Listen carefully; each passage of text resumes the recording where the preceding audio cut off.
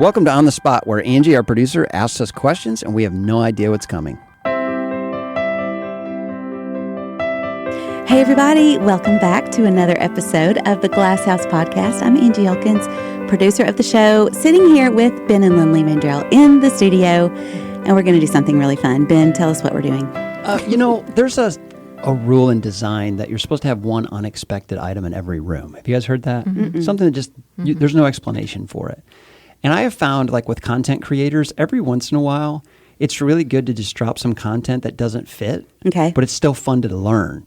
So when I read biography, for example, it's always the little things I learn about people that are about nothing that matter. So my son's reading Rafael Nadal's biography, and he's like, Dad, he takes a PlayStation with him everywhere he goes.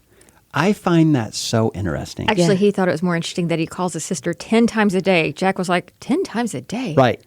So I just thought it'd be fun. People can relate to us better when they hear the show, if they've gotten to know us a little bit off the record. So just ask us anything you want, and we'll answer it as honestly as possible. Okay, so here's what we're about to do. For those of you Gen Xers listening, we're about to do the Glass House version of Teen Bop. Okay. Oh, Teen Bop. Do you guys remember Teen Bop magazine? Yeah, I think it was I like do. all your Yes. favorite heartthrobs and all the random questions. Oh, cool. So you two are the heartthrobs. Awesome. Oh, wow. And here are the random questions. Okay, here we go. What is one food that you could eat every day and never tire of it? Lynley. Well, it's just recently changed, but up until about 2 months ago, I ate Honey Nut Cheerios every single day. But then I learned that it was one of the sugariest cereals out That's there. That's really hard for me to believe. I know. So I told Ben, I was like, that little bee on the ad says it's like heart healthy. So I thought I was doing good stuff, but turns out it's not. So if I could just have a guilty pleasure, it would be a dark meat fried chicken. Yeah, you love some fried chicken. I love fried chicken. That's what I like. If I'm having a bad day and my family can't find me, I'm eating like fried chicken in a park.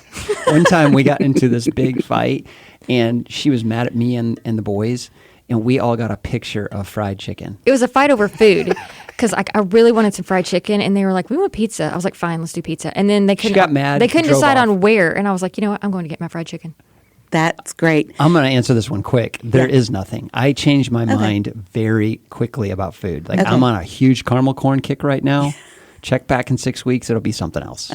You're eating caramel corn every day. I am. Every night, it's a bowl of caramel corn. Okay, so I have a friend who says if she sees on Life 360 that her husband is at the Taco Bell drive-thru, she knows that he's got some kind of emotional drama going on inside. I do love Taco Bell. That's awesome. That's funny. All right. Okay, what are you grateful for right now in this moment?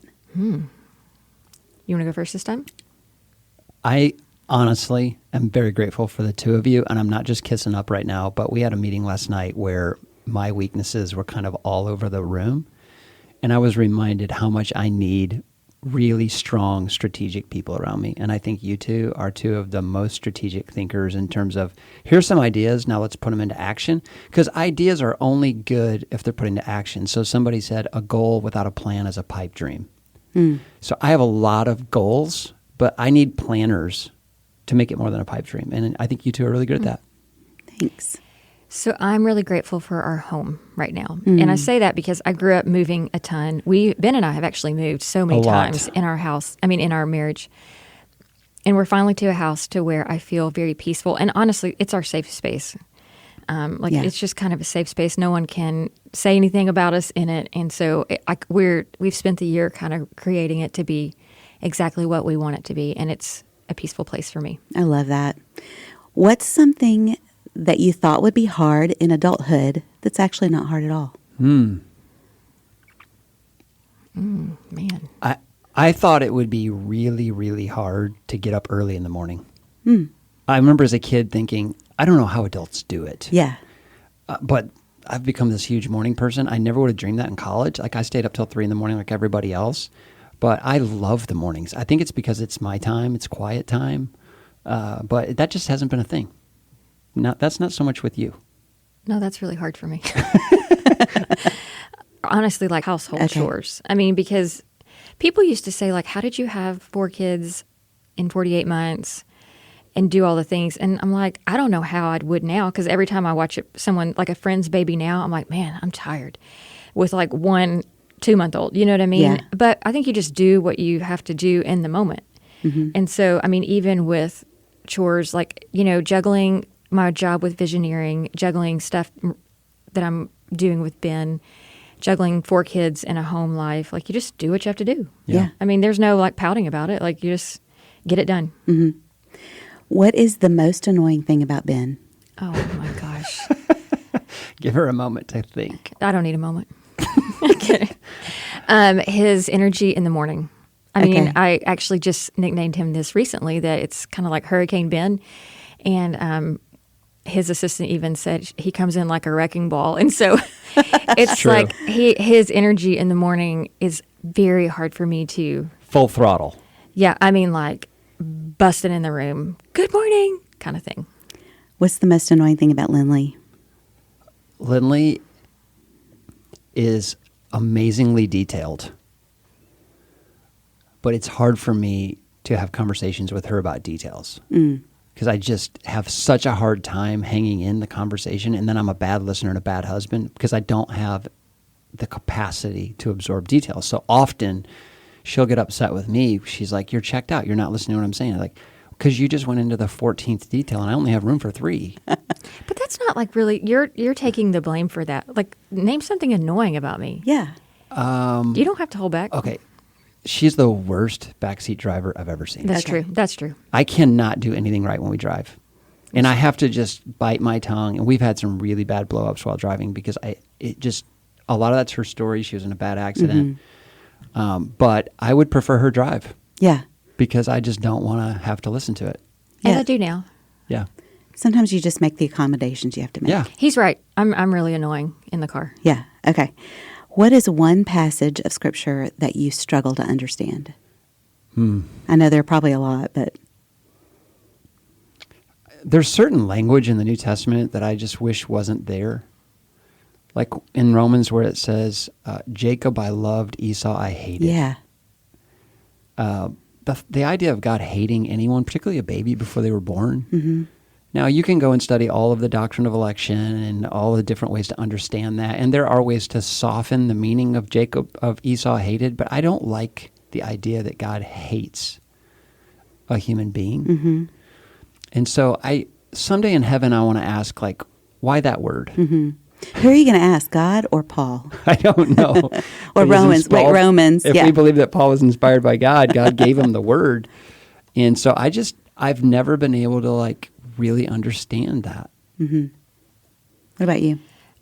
So mine is not a specific passage, but as I've gone through the Bible recap a few years in a row now, the violence in the Old Testament is, I mean, even very celebrated figures who, just kill a lot. And then I can't even remember the story. You can help me here, Ben, because I don't have good recall like you. But there's a story where there's a crowd of guys coming in to attack one man, and he says, "Here, take my daughter." And, do to her whatever you want. And I'm like, what? Yeah. What in the world? And so I just can't understand, process that in modern day time. There's a host of Old Testament stories like that where Sure. you're just like, if I'm trying to read this objectively, that's crazy. What does that mean? Yeah. Yeah. Describe your favorite day. Of the week? No, just Just the your dream best day. Dream day. What's the best day you can even dream of? We wake up in Orlando, Florida, and Oh, we yeah. are taking a shuttle to a theme park. Yep. Which one? Gosh. We are so famous that we get to cut to the front of every line. Yeah. As we come off each roller coaster, we're handed snacks. Oh, this is your dream day. This Yeah. is my dream day. This is a dream We're handed day. snacks. Okay. And so as we're walking from place to place, we're sampling all the snacks that we didn't pay for. Yeah. In the middle of the day, Bob Iger joins us for lunch. We just talk about what it's like to run Disney. And then we ride some more rides. That night, we eat at one of the restaurants in the theme park, and we have the most amazing food. And we go home and go to bed at 8:30. You forgot the fireworks. Don't Yeah. forget those. So, are you at Magic Nope, Kingdom? we're going to go there. And then they make fun of me because I don't like fireworks. I think they're the most boring thing ever. Now, here's what happened. That's interesting. One year, I was outside with our son, Jack, watching fireworks, and he was like, "Mom, I love fireworks. I think they're so fascinating." And I'm not kidding. 2 seconds later, Ben comes out and he goes, I think fireworks are so overrated. Like, I do not understand why people like watching fireworks. And Jack was still impressionable, and he was like, It's true. I guess I shouldn't like fireworks. I was like, I no, mean, you like them. Don't you see a movie sometimes that everybody loved and you're like, I don't get it. Like, I don't get fireworks. Like, I don't understand why anyone would pay that kind of money to blow off fireworks and then to watch them. After about 30 seconds, it's like, okay, I saw that. Or people take video of the fireworks, which they're never going to watch on their phone. That's true. Okay, so I take videos, and every time in every video, you can hear them saying, what are you going to do with that video? Yeah, or we walk along the road and Lynley will take a picture of like a lizard. And I'm like, what are you going to do with that? Don't be ridiculous. It's And not it's a like lizard. zoomed out. No, because then I'm going to zoom up, because if you blow it She's always like, don't blow it up because then I can't zoom in, as if you're going to frame that. No, because then it gets blurry. And so I'm like, I will edit it and crop it in without it blowing up. One of the things I could amazing. do that would horrify Lynley is to carry an iPad in a theme park and take pictures all day. She cannot handle people who carry iPads and take pictures. And walk right beside me, touching my shoulder. Oh, my gosh. Okay, your turn, Lynley. Wow, that was so detailed. Although it does make me really happy that your best day ever is in Orlando, Florida. Absolutely. That makes my day. I love Florida. My family doesn't. My best day ever would be in a mountain. Yeah. But I don't want to like climb the mountain and stress myself out. Like I want to be dropped onto the top of it and then Like VL. dropped? well, not like VL dropped, like Sounds helicoptered violent. down onto the top of a mountain, and then get to see the views and then go down it. I don't want to climb up it. Okay. If it's my best day and I don't have to be like sweaty. You're forgetting something. Okay, tell me. Wildlife are showing up everywhere. Oh. There's a cool. moose and there's a bear. My kids know to send me reels of people who like encounter a bear in nature. Yeah. Encounter a moose walking across the And thing. now we all know. It's my favorite. We went to Yes. Alaska 2 years ago, Well, we've gone twice. and she was so determined to see a moose. We never saw a single moose, and she was sad the whole time. I was like, Alaska, you have let me down. Where are the moose? Oh, man, I'd perfect love to day. do that. Okay, how does the day end? Well, with a bunch of really unhealthy food, like Yeah. Fried chicken. fried chicken and Fried pizza, chicken in a bathtub. Reese's peanut butter cups. Oh yeah, good bath, hot bath. And a Dr. Pepper, maybe. Pretty much. Yeah. Yeah. Okay. I love it. I'm not as detailed as Ben. I'm thinking through that. Hold No, on. I The love day it. ends also with socks placed over every light in the room because she cannot sleep. The other night, the little cable box was blinking, and I get up at 5:30, and she's like, "Can you please cover that light?" I mean, I'm telling you, it was like this tiny speck. No, it's not. It was And like she the was- moonlight. She was like, "I was up all night with that light." I know. And he's like, why don't you just go cover it? And I'm like, I'd have to get up. Don't you have a sleep mask? I pulled it out. It's in the drawer beside my Okay. bed. No, I'm Okay. not kidding you. We go stay in a hotel. There's a dress rehearsal for going to bed. We turn the lights off. Lynley locates all the lights in the room, including the smoke detector. And I've got to get a chair and get a T-shirt over that smoke detector. Wow. We have black taped it before. Oh, wow. This is good. it's very serious. Yeah. It's an issue. Okay. That could be my annoying thing. What's your biggest insecurity? Physically or what? Whatever. Whatever you want to share. I mean, I think aging is really hard. Mm. So for me, like just the way I have aged my face, like I have just tons of like eye wrinkles. And other people don't see them like I see them, but it really, really bothers. Maybe they do actually, but it really bothers me. And so, I mean, I can go deeper by all means. Like we've talked on here, like insecurity as far as just intellect compared to Ben, but outwardly, that's one that like, what do you do about it? I mean, you want to age. Like you and I, we watched that podcast, or we listened to that podcast, Julie Louis-Dreyfus Yeah. interviewing Jane Fonda, and she said, I really regretted plastic surgery. It's just interesting to hear. Like, she wished she would have aged more, but it's hard. I loved how she said, I wish I could have been comfortable with my face the way it was, but I wasn't. I just wasn't. But she also talked about how men are like honored as they age, because it's wisdom, and women are become less popular as they age because they lose their beauty. Yeah. You guys told me to listen to it. It helped me understand you in ways that I didn't think about how a woman ages differently than a man. Yeah. It was really good. Yeah. It was really, really good. What about you and your insecurity? When I think about insecurity, I think about shame language. Shame language is should language. I should be better at this. I just really wish I had my act together. I am improvisational. I can do a lot of stuff on the fly really well. But if you ask me to sit down and plan something or execute on something or build a very basic system, I have no systems. I have to have help building any system, even how I, go to bed at night. Lynley would have to say, hey, it makes more sense if you would do this before you go to bed. Like, that's brilliant.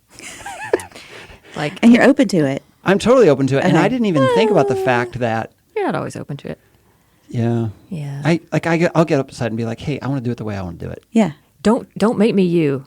I'm like, okay, I'm not. I'm just trying to save you time, but whatever. Just God did not give me a brain that puts the cap on the milk.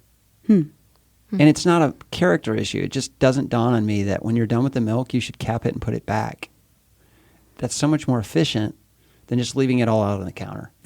And also, it just doesn't make it spoil. But So in leadership, I am always a little nervous when people start to really get to know me that they're going to find that out, and then they're going to tell on me. What do you have OCD about? Aesthetics.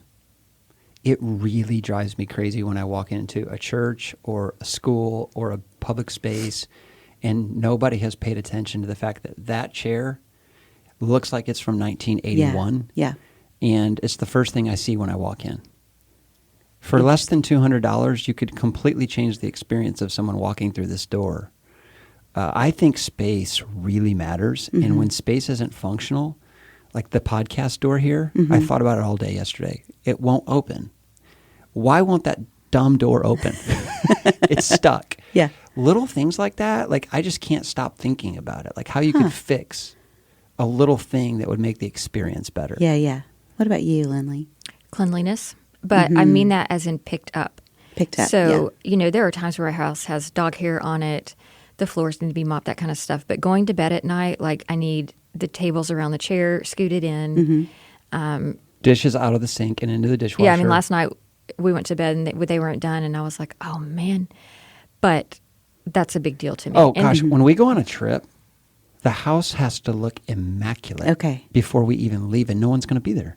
Well, because we come back to it, and I know I'm going to have Yes. 18 loads of laundry, and so I'm like, I don't want to come back to it and be stressed about laundry, so let's just go ahead and get the house clean. You probably can't relax on the trip if It's you know the true, house is a but it mess. puts a lot of stress on the family because we're all trying to pack, and we're not good packers. She is.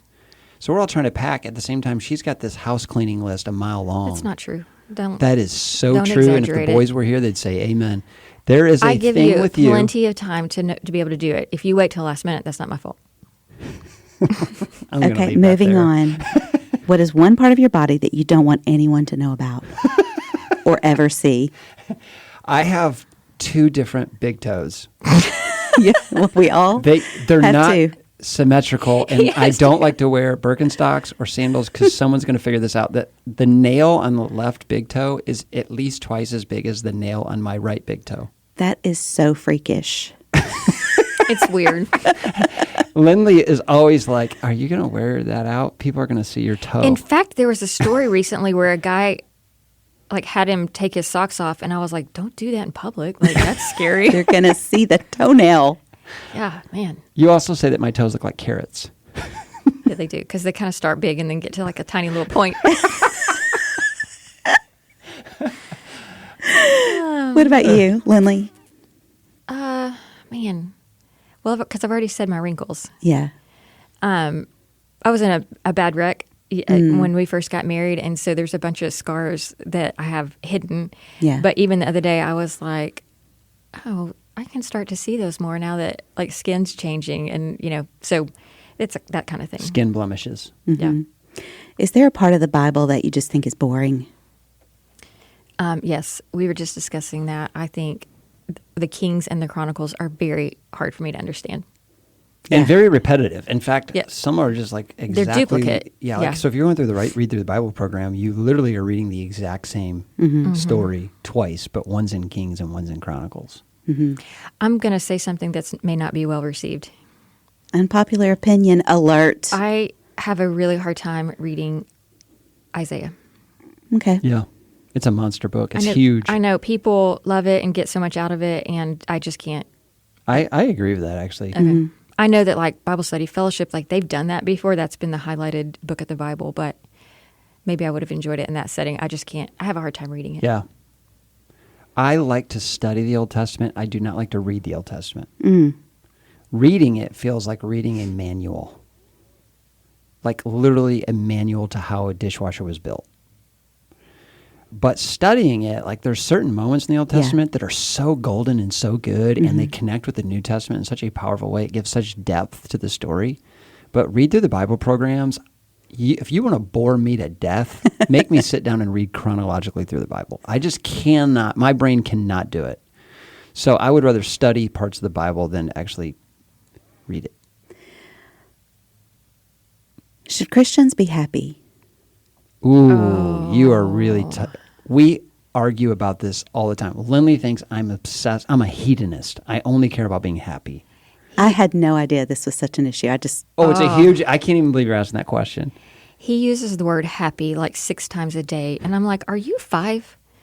Like, what? Why are you, like, what is the deal with happiness? Like, joy, I understand, but he's like, I don't think I want to do that. Like, that doesn't make me happy. And I'm like, that's why it's called work. Like, it's a job. And, like, so let's find some pleasure in the day that does make you happy. But otherwise, you got to, like, head down, like, do the work. That's really easy for her to say because she is very drill sergeant-ish, very regimented. Like, the harder something is, the more she wants to do it.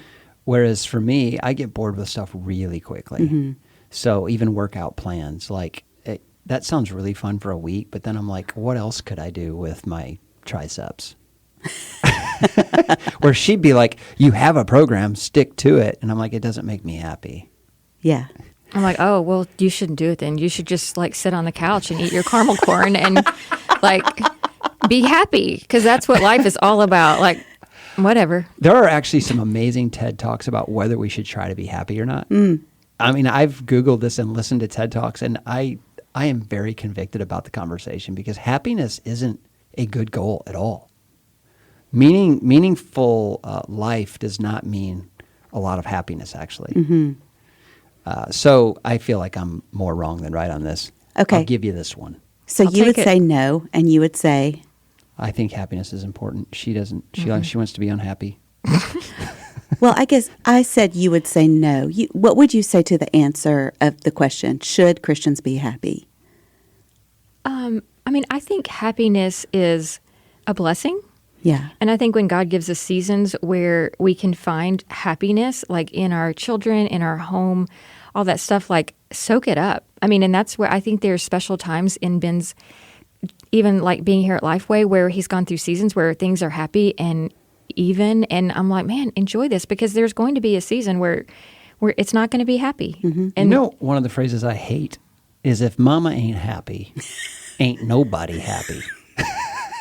actually I hate that is The way you said it. It's actually If the one that mama I ain't hate happy. is happy moms have like messy floors and or sticky floors and Hold on. Loads of laundry. I want to make my point. You can make you yours. finish yours. Okay.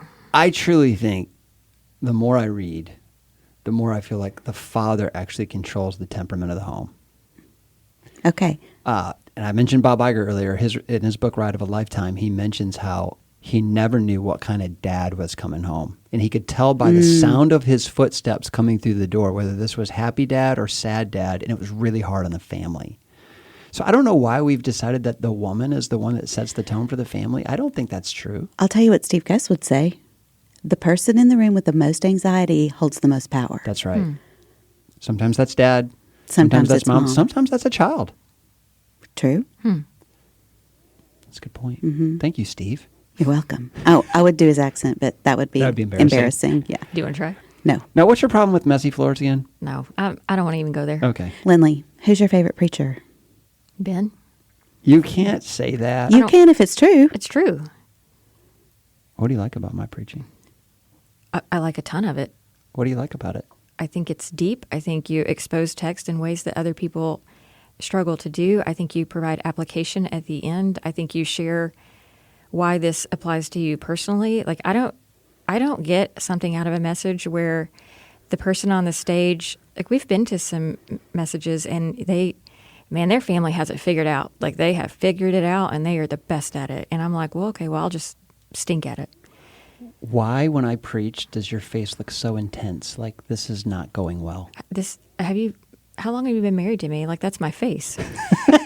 Like, we've talked about this. I don't look at you when I preach because I'm afraid you're giving me a D- right now. but I know, but we've talked about this so many times. Like, even when I am with you, I have to concentrate on like turning that frown upside down kind of thing. Like, I mean, Turn that frown upside down. Let's have a checkup from the neck up. Okay, Like, why did you tell me once that I should stop singing in my sermons? well, that's embarrassing.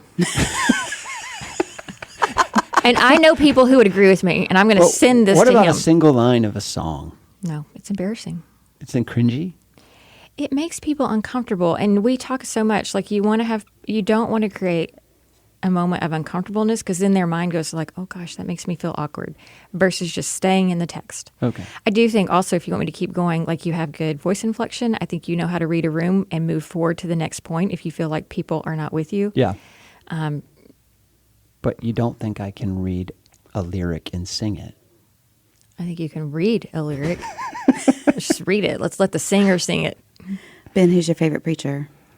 You're going to be shocked at this. I don't have a favorite preacher. I don't listen to preachers.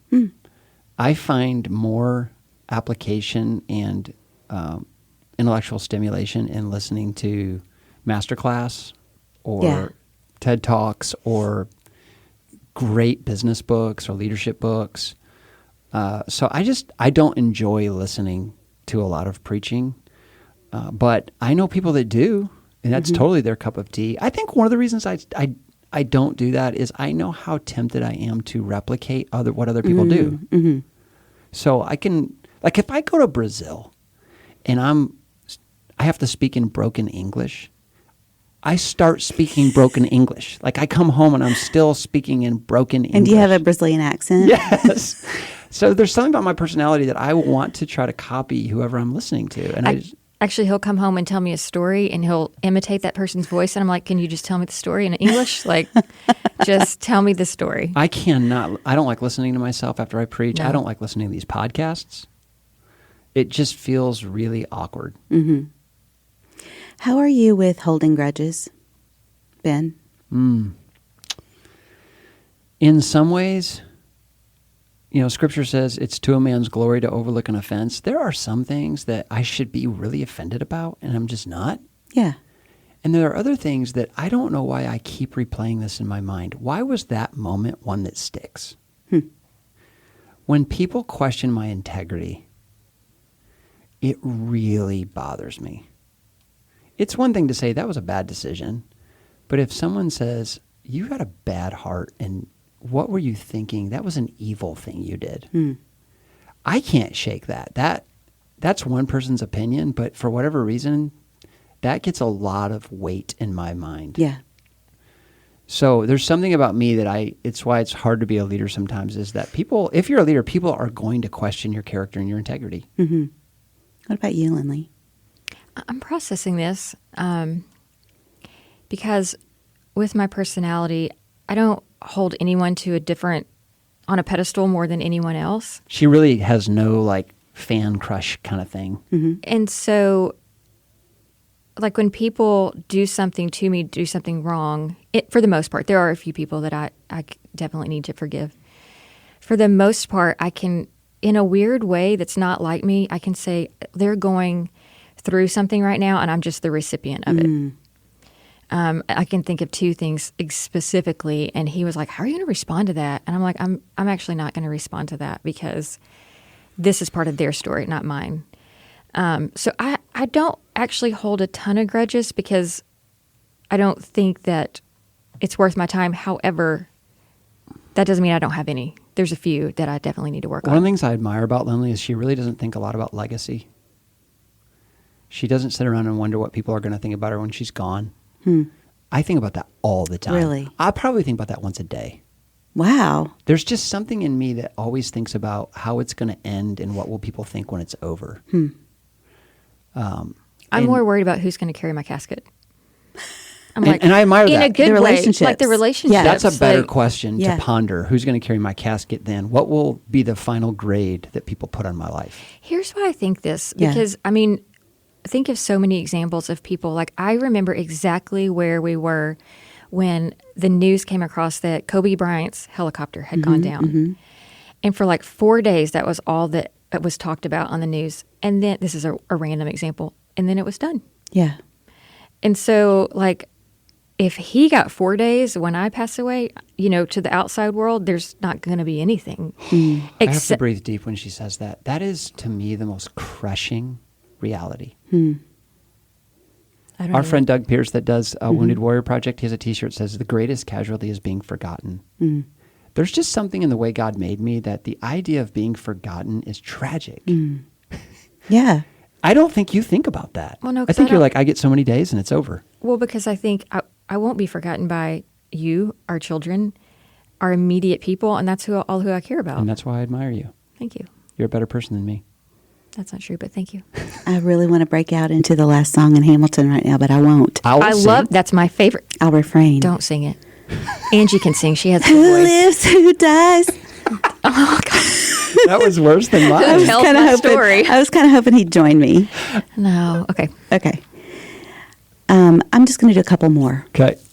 One funny, and then we're going to end serious. What was the biggest mistake you made during Lynley's pregnancy? Oh my gosh, this is so easy. I made this comment once that when she was giving birth to one of our children and she had labor, it was so exhausting for me. How do you remember that now? I was like, I stood there forever and like it just felt like it was never going to end. And Take when notes, it was Dale. over, I was just, man, I needed some time. I was like, whoa, well, you should take a nap. I mean, I hate that this was so hard on you. She has never let me forget that. Actually, I had forgotten that. I didn't. That's not grudge. Oh, it still comes up occasionally. Oh, I'm sorry those pregnancies were so hard on you. No, actually, I forgot about that. It's the appendix story that I hold a grudge on. So that was really a question for Ben, but what would you say, like, regarding pregnancy? A mistake you made that you were like, I shouldn't have worried about that, or... Oh, I mean, I didn't take prenatal vitamins. I didn't either. I didn't. I don't think of mistakes I made. I mean, I'm not a read all the books kind of thing. Okay. It's like figure it out once they get here. Intuition told me like, hey, if a baby's crying all night, at some point they're gonna have to get over it. Like they're fed, they're changed. Well, and, one thing like, you're not talking about, I was really grateful that we stopped smoking. I just thought it was a really good decision about 8 months in for you to be like, you know what, it's time. That's right. That was good. Okay. That's good. You should have stopped sooner. is what I he's should saying. have, yeah, Agreed. apparently. Okay. Last question. Lynley first. Okay. What's it like being married to an entity head? Oh, man. It's really hard. Yeah. I mean, like, it could make me cry, actually, because the criticism is just... And honestly, I really don't even care what... let me clarify this. I say that I don't care what people think. I care very deeply what people who know us think. But the criticism from people who don't know us just wears me out. Because I'm like, you have no idea what you're talking about. I don't criticize you. Like, we don't get on there and be like, man, your wife is fat. I mean, whatever. Like, we don't say stuff that, when I don't know them. Cruel. It's just cruel. It's just cruel. And I'm like, how the heck is a brother in Christ or a sister in Christ? We're all on the same team.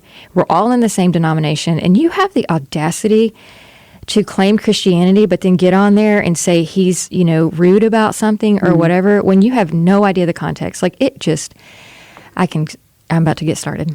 Yeah. It's just hard. Like, my personality, injustice is activism. I mean, being an activist in injustice is a big deal to me. And it is, like, don't call yourself a Christian and be blasting people on Twitter. I'm sorry. Like, take it or leave it. Absolutely.